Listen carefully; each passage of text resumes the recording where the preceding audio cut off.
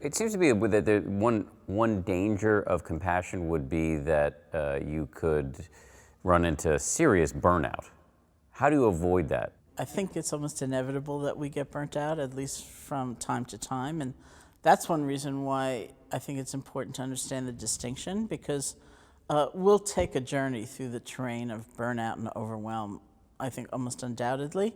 And we need to be able to realize that that's what's going on and work towards some other balance, not only for our sake, but for the sake of those we're trying to help. And just to amplify that point, there is a difference between burnout and compassion.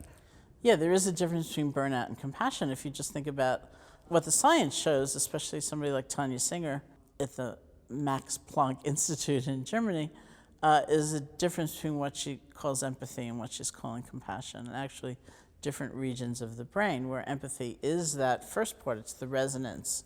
It's sensing the stress, the difficulty someone is likely feeling. And then compassion is one of many possible responses. So you might genuinely sense someone's difficulty and then freak out about it. Or you might feel overwhelmed, exhausted, I can't bear to be here.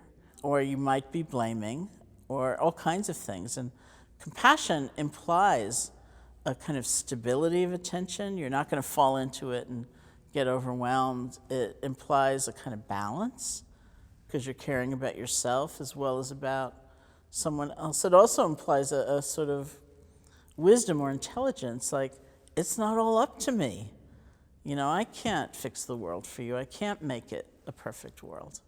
For those of us maybe on the more selfish end of the spectrum who feel like compassion sounds nice, but I can't solve everybody's problems, I can't function effectively if I'm just sucked into everybody's drama all the time, you're saying, actually, this is manageable if you have equanimity. That's right. You can't function if you're just sucking in, into all of that pain and difficulty. But there is a balance that's really crucial.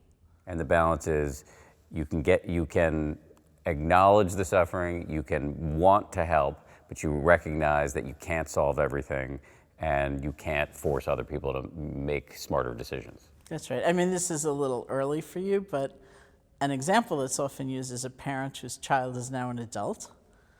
And, there's love, there's tenderness, there's care, there's joy in their accomplishments, and there's an inability to determine exactly how they're going to live their lives. And so there needs to be a kind of letting go with that. My father says the hardest thing about having kids is letting them make their own mistakes. Mm-hmm. That's compassion with equanimity. That's right. Which he's been more or less good at. If he's watching, mostly more.